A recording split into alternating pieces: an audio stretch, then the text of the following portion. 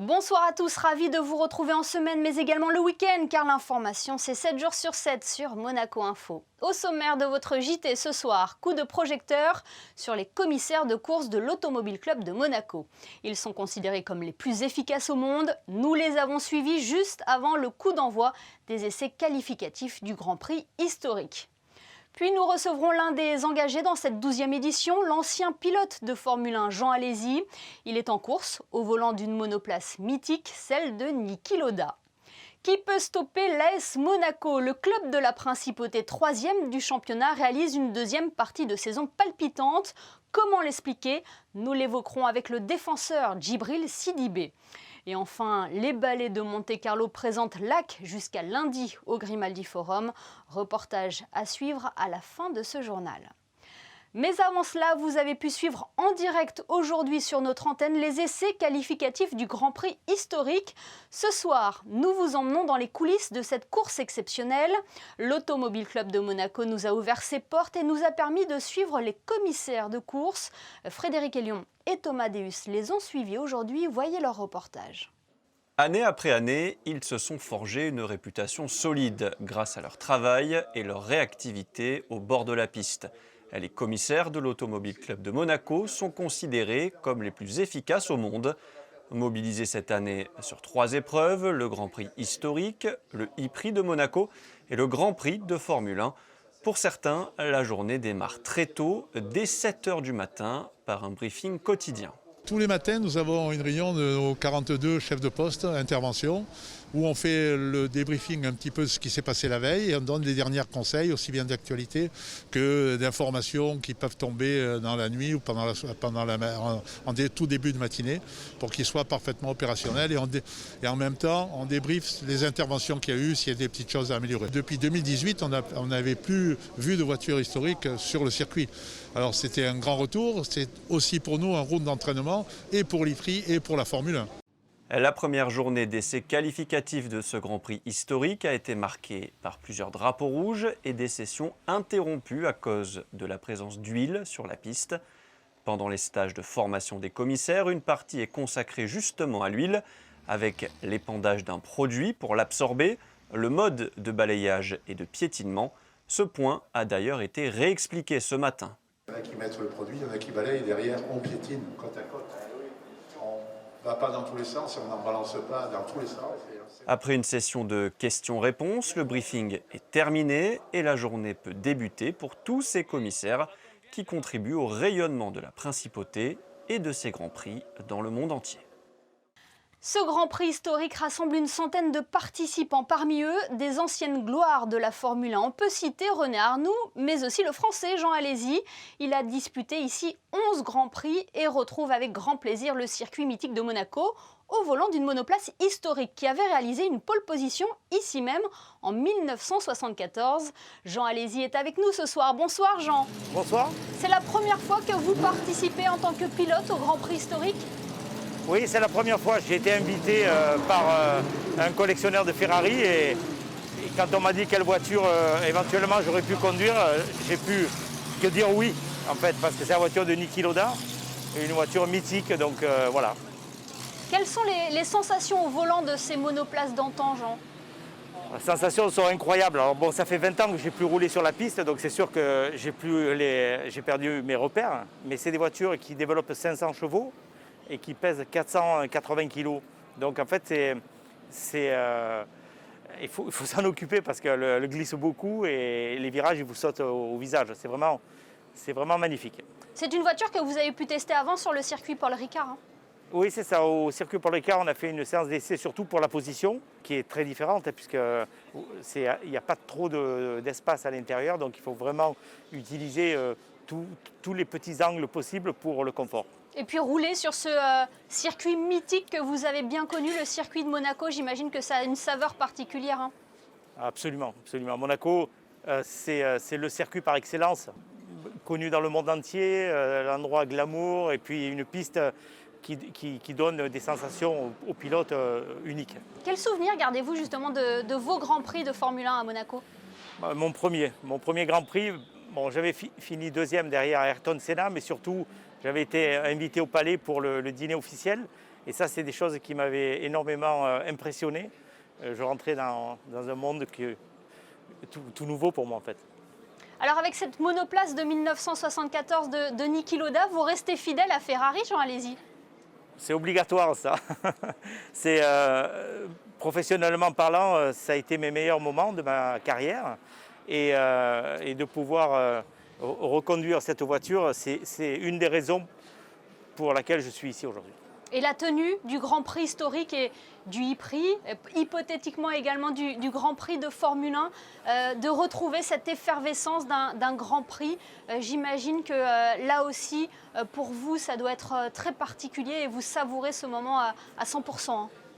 À 100%, j'ai eu la chance de rester quelques heures avec Prince Albert tout à l'heure et il faut vraiment remercier la principauté, mais tous les acteurs qui sont toujours présents, c'est fans, c'est passionné, l'Automobile Club, de pouvoir être présent dans toutes les catégories parce qu'il y a une nouvelle catégorie qui est l'e-Prix et puis le Grand Prix historique et évidemment le Grand Prix de Formule 1. Jean Alesi, on ne peut pas vous avoir sans vous parler d'un des pilotes que toute la population monégasque supporte, c'est Charles Leclerc. Que pensez-vous de sa jeune carrière? C'est un garçon qui fait du bien à la Formule 1, qu'il soit monégasque, c'est fabuleux parce qu'il a grandi au milieu de cette ambiance de Grand Prix. Parce que Monaco, c'est aussi un rendez-vous qui est toujours attendu et Charles, il est exceptionnel. Il est jeune, il a évidemment un talent fou. Il est connu pour Ferrari, donc ça c'est le petit plus par rapport pour moi qui le suis. Et voilà, on lui souhaite bonne chance et j'espère que cette année sa voiture sera meilleure que l'an passé et que rapidement il sera champion du monde. Oui, on l'espère aussi. Merci beaucoup Jean Alesi de nous Merci. avoir accordé de votre temps aujourd'hui. Merci. Et sachez que Jean Alesi a réalisé le deuxième temps des qualifs de sa série. Il partira donc sur la première ligne demain. Restons dans le sport auto avec vous, Frédéric Elion. Bonsoir Frédéric. Faisons un premier point sur la Formule E et les résultats du e-Prix de Valence. Bonsoir Émilie, une course à oublier pour l'écurie Rocket Venturi Racing. Norman Nato et Eduardo Mortara n'ont pas pu terminer la course. Le pilote français ayant utilisé la totalité de son énergie avant de franchir la ligne, le Suisse a lui été impliqué dans un accident. La course a été remportée par le néerlandais Nick de Vries. On passe au basket avec une nouvelle victoire pour la Roca Team en Jeep Elite. Un succès 82-70 obtenu sur le parquet de Strasbourg, qui était troisième du championnat au coup d'envoi. Menés de 7 points à la mi-temps, les joueurs de coach Mitrovic ont fait la différence au retour des vestiaires. 7 joueurs terminent le match à 8 points ou plus. Avec ce succès, la Roca Team conserve son invincibilité à l'extérieur, en Jeep Elite, et peut désormais se concentrer sur la finale d'Eurocup et le match 1 prévu mardi soir à domicile face à Kazan. Et nous y serons bien évidemment. Et enfin, un mot de football, l'AS Monaco se déplace à Angers dimanche à l'occasion de la 34e journée de Ligue 1. Le sprint final est bel et bien lancé, Émilie, et s'annonce passionnant avec 4 équipes qui se tiennent en 3 points à 5 journées du terme de la saison. Monaco 3e, à 2 points du leader, se déplace à Angers 12e, qui n'a plus grand-chose à jouer. Alors qu'ils ont longtemps avancé cachés, les Monégasques clament désormais qu'il faudra compter avec eux pour la course à la Ligue des Champions, voire au titre. I said, so when everything is done, we are fourth. I'm going to speak about more, and I said now the race for the podium is open, so everything is possible. We know, and I can talk a lot. The players can talk a lot. We can talk all a lot, but important is the truth on the pitch, and the truth on the pitch is for me the most important indicator. So if we continue in the way like we did the last 4 months, I'm very positive. Et Monaco a un vrai coup à jouer ce week-end, Émilie, en cas de bons résultats à Angers, car Lyon et Lille, 2 concurrents directs, s'affrontent dimanche soir. Et justement pour aborder ce déplacement face à Angers, mais aussi la montée en puissance de l'AS Monaco en cette fin de saison, nous sommes avec un champion du monde et champion de France avec le club de la Principauté en 2017, le défenseur Djibril Sidibé. Bonsoir Djibril. Bonsoir. On assiste à une fin de championnat assez palpitante. Monaco a les arguments pour prétendre au titre. Ouais, c'est un grand mot le titre. Je pense que ça reste quand même un rêve cette saison vu le parcours de belle et jeune équipe cette saison. Maintenant, je ne dirais pas qu'on vise le titre, mais qu'on est à l'affût des clubs qui sont devant nous. Donc voilà, on va rester concentré sur le travail et puis pourquoi pas espérer, mais on reste modeste à ce sujet-là. Ouais, la concurrence est sévère. Ce week-end peut être déterminant quand on sait que Lyon reçoit Lille. On va être attentif, mais avant ça, il ne faut pas se déconcentrer. On a un match très important. Tous les matchs sont importants, mais Angers, c'est la priorité. Et puis, bien évidemment, on sait qu'il voilà, y a une des deux équipes qui perdra des points à l'issue de cette rencontre. Et si nous, on peut voilà, éventuellement profiter d'un faux pas on ne va pas dire nos concurrents, mais de ces clubs qui sont toujours devant nous, on sera ravis. Ouais, on va revenir sur cette rencontre face à Angers dans quelques instants, mais comment on peut expliquer, Djibril, l'excellente saison de l'AS Monaco? Il y a une prise de conscience individuelle et puis aussi collective de la part de l'ensemble du club, des joueurs, des dirigeants et du staff technique. Voilà, on sait que ces 2 dernières années ont été mouvementées dans le club, mais voilà, on s'est réfugié dans le travail, dans la rigueur, dans la discipline, et puis aujourd'hui, on voit les fruits de nos sacrifices. Et puis il y a l'arrivée de Niko Kovac? Oui, bien évidemment, c'est sûr que voilà, le coach a mis sa patte dedans. Voilà, c'est quelqu'un qui a connu le très haut niveau et puis voilà, qui a une rigueur au-dessus de la moyenne. Donc voilà, il est là et il nous encourage, il arrive à nous transcender et puis nous apporter son vécu et son expérience aussi, qui nous aide fortement dans un premier temps à l'entraînement, mais surtout en match, quoi. Oui, et puis son ambition aussi, et peut-être la vôtre, est d'aller décrocher cette place en Champions League aussi. On savait que dès le début de saison, ça allait être compliqué parce que voilà, il y a eu beaucoup de mouvements, mais voilà, en tant que joueur de l'AS Monaco, on se devait d'honorer ce blason et puis de faire l'effort pour arriver à atteindre nos objectifs.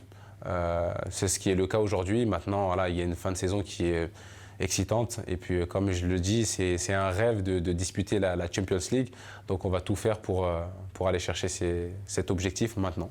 Et la Coupe de France aussi fait partie des objectifs de l'AS Monaco. On le rappelle, vous vous êtes qualifié cette semaine pour les demi-finales en battant l'Olympique Lyonnais. C'est une compétition à part. On sait l'importance de cette coupe en France, dans le monde entier d'ailleurs. Donc c'est un résultat très positif face à une belle équipe de Lyon.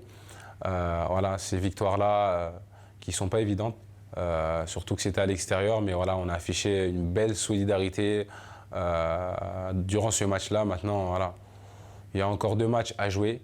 Donc on est conscient qu'on peut écrire une belle histoire. Donc là, on va bien récupérer parce qu'on a un enchaînement de matchs très important. Mais voilà, c'est dans nos têtes. Et puis on espère qu'à la fin, on pourra décrocher une coupe. Ouais, ça reprend dimanche face à Angers. À quel type de match vous vous attendez? On sait tous qu'à Angers, c'est très difficile. C'est une équipe bien organisée, qui a l'expérience de la Ligue 1. Même si ces dernières semaines, voilà, ils n'ont pas eu les résultats en leur faveur. Mais voilà, les matchs à l'extérieur, c'est toujours compliqué. Mais voilà, on va là-bas avec un état d'esprit de guerrier. On veut faire un résultat parce que voilà, on est sur une bonne dynamique et puis on veut continuer la série tout simplement. Ouais. Et puis à titre personnel, Djibril, comment vous vous sentez? Vous venez de fêter votre 140e apparition avec le maillot rouge et blanc. Oui, c'est un honneur, c'est une grande fierté. Voilà, depuis que j'ai mis les pieds dans ce club, voilà, on m'a toujours bien accueilli. Voilà, tout est réuni pour être épanoui dans ce club. Et voilà, aujourd'hui, j'ai disputé ce nombre de matchs, je suis très satisfait. Et puis j'espère que ça va continuer et puis que je vais pouvoir continuer à avoir du succès et puis gagner des titres avec ce club comme j'ai eu la chance d'en avoir dans le passé. Oui, on l'a compris, Djibril, vous êtes focus sur le championnat, sur la saison avec l'AS Monaco. Mais est-ce que dans un coin de votre tête, vous n'avez pas aussi les Bleus et cet objectif euro? Aujourd'hui, je suis focalisé sur mon travail et puis voilà, j'ai à cœur de montrer que voilà, je suis un compétiteur et que voilà, l'équipe de France, ça reste attaché à moi et puis bien évidemment, c'est un objectif pour moi. Maintenant, voilà, je suis réaliste, je suis lucide. Le sélectionneur a assez d'ingrédients et d'aliments pour composer un groupe pour cet objectif-là. Donc je suis attentif sur le terrain et puis on verra ce que l'avenir nous réservera. Et on sera attentifs nous aussi. Merci beaucoup Djibril Sidibé d'avoir été notre invité ce soir. Merci à vous. Et nous reviendrons bien évidemment sur le résultat de l'AS Monaco face à Angers dans notre édition de lundi. On retrouve Frédéric Elion pour le reste de l'actualité. Comme chaque vendredi, le gouvernement princier a fait le point sur la campagne vaccinale en principauté. Frédéric. Selon les chiffres arrêtés au jeudi 22 avril inclus, 12 758 personnes ont déjà été vaccinées en principauté, Émilie, soit 33,27% de la population. 11 632 personnes ont reçu l'injonction du rappel, soit 91,17% des personnes vaccinées. Autre information, le gouvernement lance la refonte de son site internet Légi Monaco. Le ministre d'État Pierre Dartout a reçu Guillaume Deroubé et Mathieu Balzarini, respectivement directeur général adjoint et directeur des technologies et des systèmes d'information de LexisNexis France, un groupe choisi pour assurer la conception et la réalisation du futur Légi Monaco. Ce site internet constitue depuis 2008 l'interface grand public de la politique gouvernementale de diffusion du droit monégasque et accueille les principaux textes législatifs et réglementaires actualisés. La livraison d'une première version du site est prévue pour la fin de l'année 2022.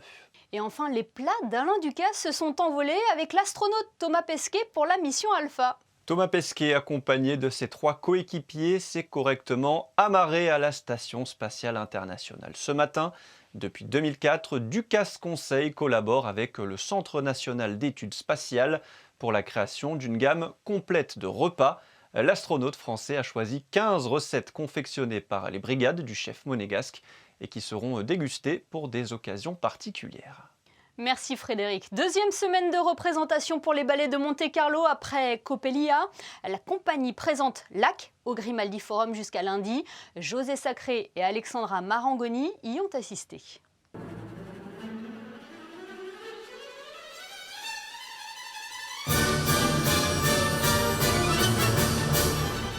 Lac de Jean-Christophe Maillot fait partie des pièces du répertoire des ballets de Monte-Carlo parmi les plus souvent présentées à travers le monde lors des tournées de la compagnie. Je pense que si on cite un grand ballet dans l'histoire de la danse, le Lac des Cygnes, c'est la première chose qui vient.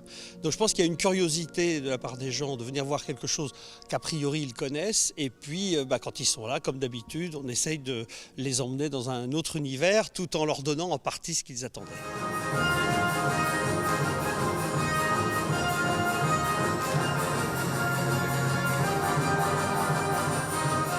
Créé en 2011, Lac, au fil des années, s'est enrichi de ses différentes distributions. Moi, j'aime bien laisser un espace de liberté aux danseurs où je sais que si ça ne modifie pas de manière fondamentale la chorégraphie et s'il y a quelque chose dans lequel ils se sentent un peu plus confortables, je vais sans aucun doute le lâcher. Il n'y a pas une volonté de ma part, en tout cas, d'être de manière dictatoriale, définitive par rapport à l'écriture chorégraphique. J'aime bien qu'elle respire, j'aime bien que ça vive. C'est la chimique du spectacle qui est intéressante. Comment on structure la distribution en fonction des relations entre les uns et les autres, à quoi va ressembler le cygne blanc par rapport au cygne noir, par rapport au prince, par rapport à son ami. Et bien entendu, il faut que la chorégraphie vive. Il ne faut absolument pas qu'elle reste figée de manière définitive. C'est pourquoi on ne se lasse pas de voir et de revoir Lac de Jean-Christophe Maillot. C'est toujours le même ballet, mais à chaque fois différent. C'est du spectacle vivant.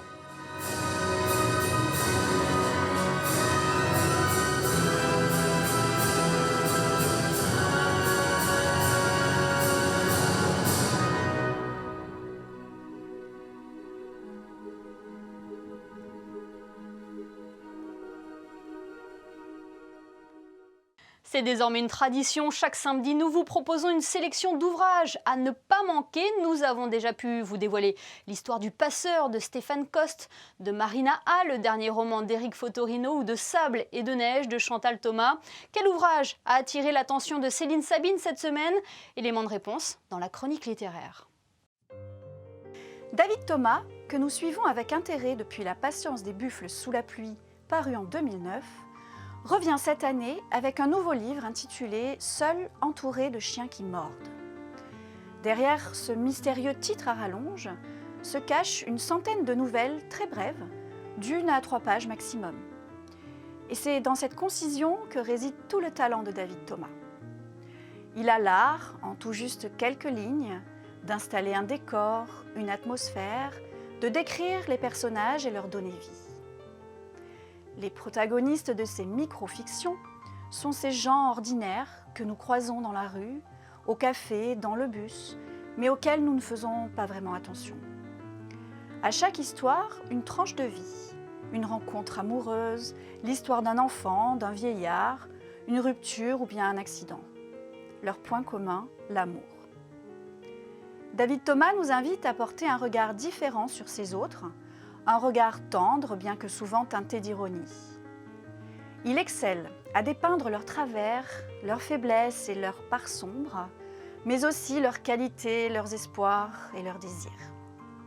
On se délecte à entrer dans l'intimité de ces femmes et ces hommes, à saisir au vol d'autres vies que les nôtres.